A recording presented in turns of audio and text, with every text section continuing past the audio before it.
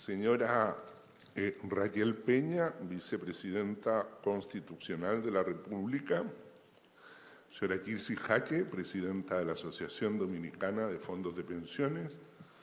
Estimados amigos de todas las AFPs que vienen de todas partes del mundo, señores expositores, señoras y señores, muchas gracias por venir. Le agradecemos en forma muy especial, señora vicepresidenta, que nos acompañe en esta jornada en que vamos a analizar los sistemas de pensiones en esta parte del mundo, que como usted bien sabe han sido un pilar del desarrollo de todos nuestros países. No solo han contribuido al mejoramiento de las pensiones de los trabajadores, sino que también han sido una colaboración decidida al crecimiento económico de los países. Un estudio recientemente realizado por ADAF da cuenta que un 22% del crecimiento del Producto de República Dominicana tiene su origen justamente en toda la contribución que han hecho los sistemas de pensiones dominicanos a la profundización de los mercados de capitales. De manera que es muy importante el respaldo que nosotros podamos tener de las autoridades para todo el desarrollo de estos sistemas. En el seminario que realizamos el año pasado en Madrid, dedicamos un tiempo a buscar una explicación sobre las razones por las cuales el sistema de pensiones como el nuestro, que había resuelto la insostenibilidad financiera del anterior,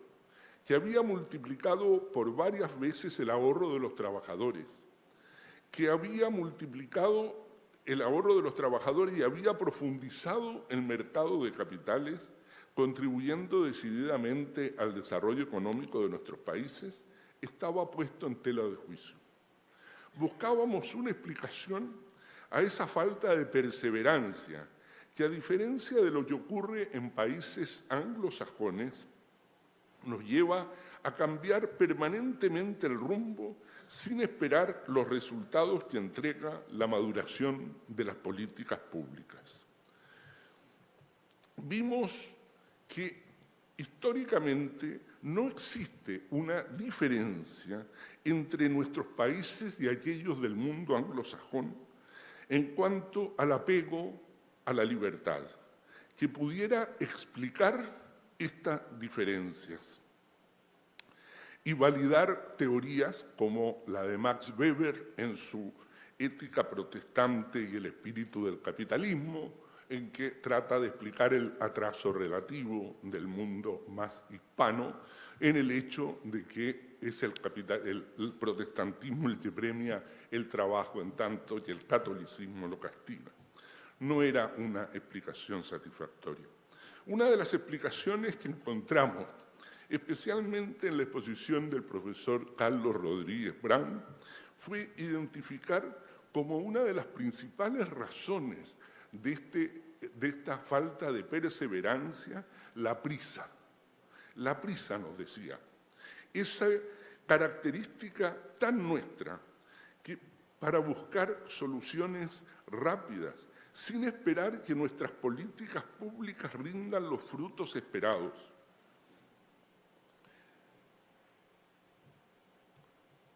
Preferimos siempre buscar el atajo y la solución fácil, todo lo cual es de la esencia del populismo. Francis Fukuyama, en su ensayo El fin de la historia y el último hombre, sostiene que con el término de la Guerra Fría y la caída del comunismo ha cesado la lucha ideológica para dar espacio a un mundo basado en la democracia liberal, donde impera un consenso sobre una economía libre como sostén irreemplazable de las libertades en que se funda la democracia. Es cierto que la sociedad libre ya no es acechada por ideologías disolventes, ni por movimientos que la amenazan desde fuera, pero ahora la amenazan fuerzas que nacen de su propio seno y que adquieren otros rostros de apariencia inofensiva, pero que entrañan un peligro para las libertades y finalmente para la democracia. Moisés Naím, en su reciente libro La revancha de los poderosos, se refiere a la amenaza de lo que llama las 3 P, que terminan lesionando las bases de la libertad y de la democracia. Las 3 P son populismo, polarización y posverdad. Ya el año 1968, el profesor de Harvard, Samuel Huntington, contradiciendo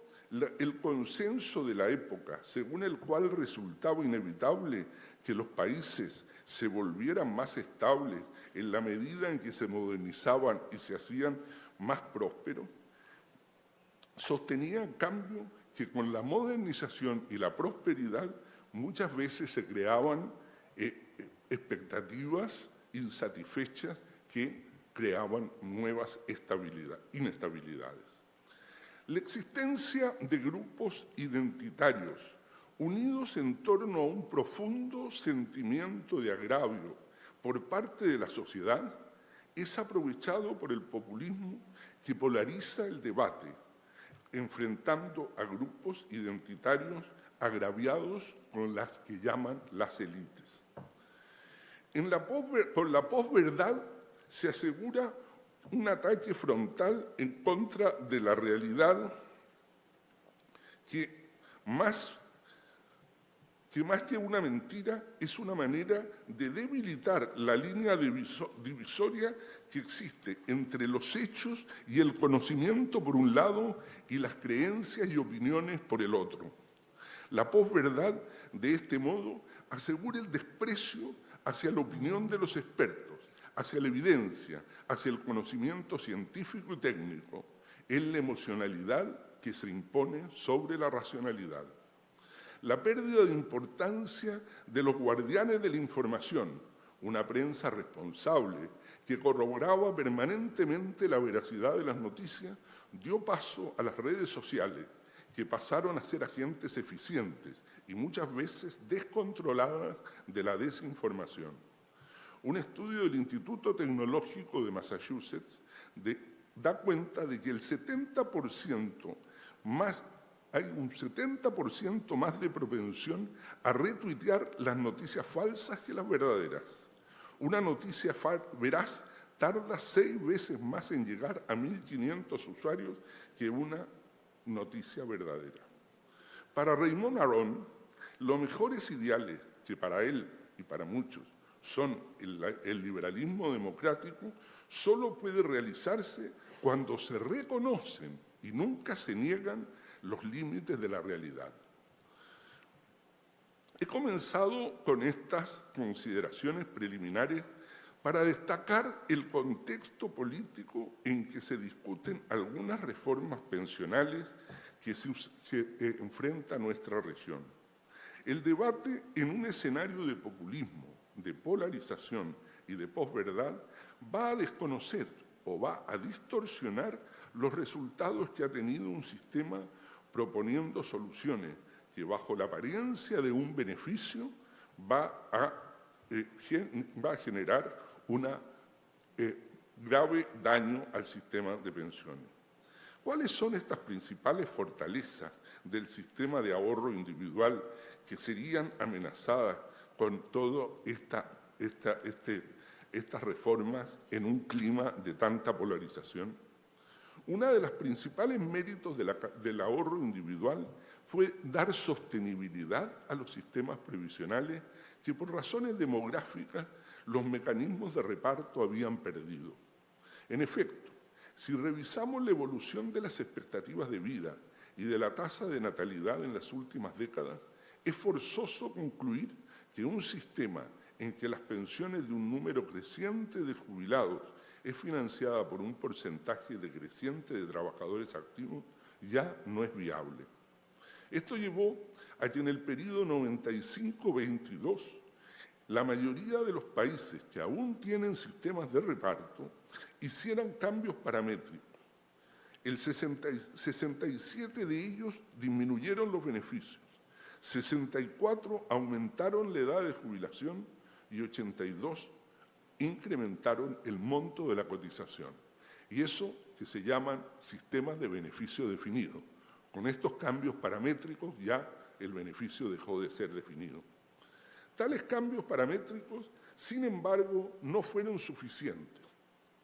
y las obligaciones pensionales impactaron las finanzas públicas en términos de que en la década, por este concepto, alcanzan 2,5 veces el Producto Interno Bruto en España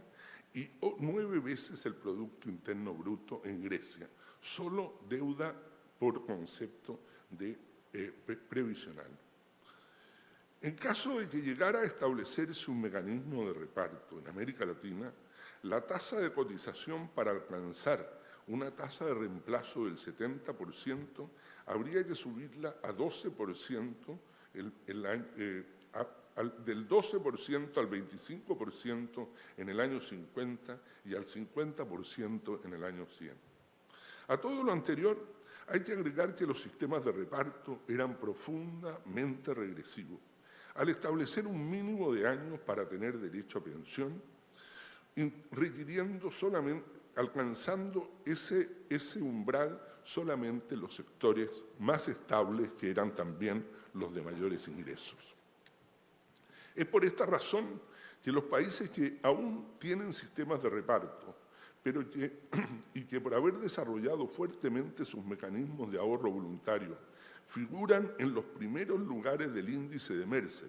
como es el caso de Países Bajos y Dinamarca, están incorporando mecanismos de capitalización individual o simplemente están sustituyendo el anterior sistema por este. La crisis demográfica es de tal magnitud que la migración hacia el ahorro individual se ha transformado en una tendencia en todos los países más desarrollados. Entre el año 2000 y el año 2022, 46 países con sistemas de reparto incorporaron mecanismos de ahorro individual dentro de sus legislaciones. Cuesta comprender entonces las razones por las cuales en nuestra región hay algunos países que insisten en ir contra la corriente, cuando ya habíamos asumido los costos de la transición y ya podíamos exhibir grandes beneficios del nuevo sistema, entre los cuales podemos someramente mencionar la rentabilidad anual histórica del sistema desde el inicio ha sido en un promedio de 7%, 7,4%, real, en términos reales, lo que se ha traducido, como ya lo dije, en que ha multiplicado por 3 y hasta por 4 veces el dinero de los fondos de los trabajadores. Mientras los sistemas de reparto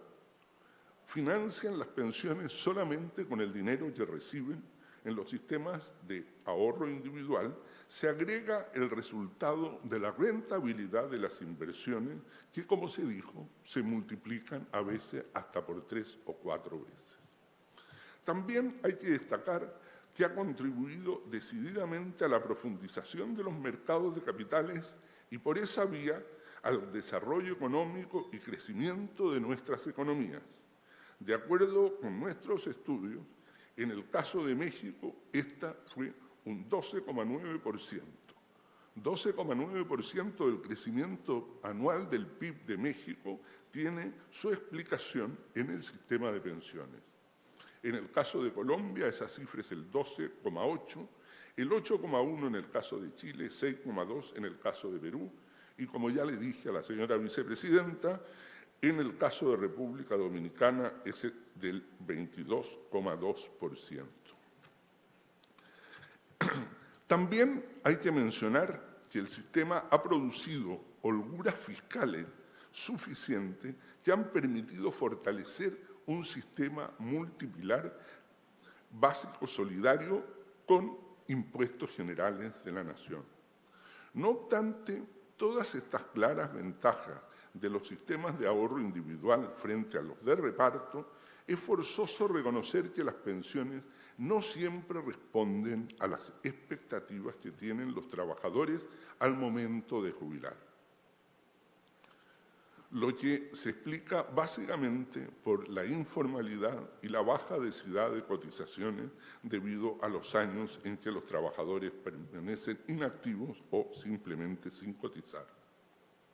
Explica lo anterior también el aumento continuo de los salarios a lo largo de la vida laboral, ya que la expectativa de los trabajadores es que su pensión esté en relación al último salario y no a toda su historia laboral.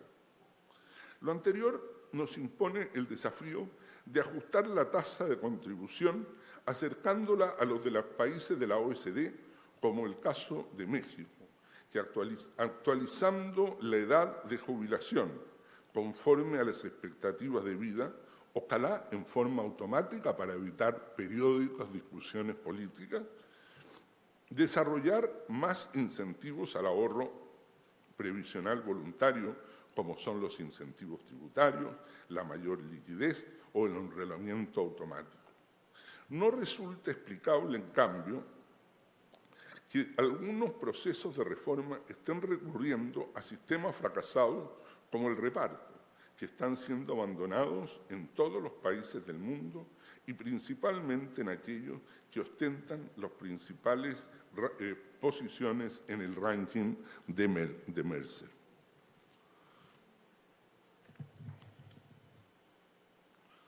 Los niveles de informalidad y pobreza que existen en la región requieren de sistemas multipilares en que las fuentes de financiamiento de las pensiones sean de distinto origen. El hecho de que un porcentaje importante de los trabajadores financie su propia pensión con su ahorro permite crear esas holguras para poder ir en auxilio de los sectores más vulnerables. Hacemos énfasis en que la solidaridad debe hacerse con impuestos y no con cotizaciones previsionales, toda vez que los cotizantes no son necesariamente las personas de más altos ingresos y los pensionados a los cuales se les reparte no son necesariamente las personas de más bajos ingresos, por lo cual puede haber transferencias injustas y regresivas de recursos. Para terminar, y no obstante las dificultades de enfrentar estos procesos en un clima hostil hacia los sistemas de ahorro individual, es indispensable continuar con nuestros trabajos fortaleciendo los sistemas de ahorro individual para mejorar las pensiones de los trabajadores. Hemos llamado a este seminario Desafíos y Soluciones para las pensiones de hoy y mañana, en el cual analizaremos temas tan acuciantes como la evolución que han tenido los sistemas de pensiones en el mundo, la economía del comportamiento, los grandes retos del ahorro voluntario y a fin de introducir aquellos cambios que, reconociendo los éxitos obtenidos hasta ahora, puedan mejorar el desempeño de nuestro sistema. Esperamos que el debate que surja en torno a las reformas que se están llevando a cabo en algunos países prime la racionalidad sobre el populismo y sobre las visiones ideológicas que podrían terminar destruyendo el sistema. Las recetas del populismo siempre son atractivas porque esconden sus costos para una generación posterior que los debe pagar. Esa es su magia y es la razón por la cual quienes cosechan el aplauso con la medida atractiva ya no estarán cuando tengan que recibir y cosechar las frustraciones. Reinstalar, aunque sea parcialmente, un sistema de reparto puede mejorar las pensiones en forma transitoria a costa de dañar a las futuras generaciones. Hace más de 2.500 años en Grecia, cualquier medida presentada en el Ágora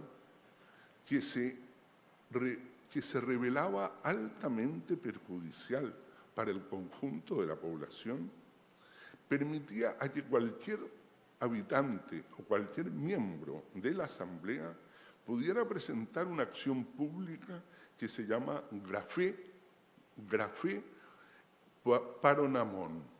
a través de la cual se perseguía la responsabilidad que tenía el que había presentado esa moción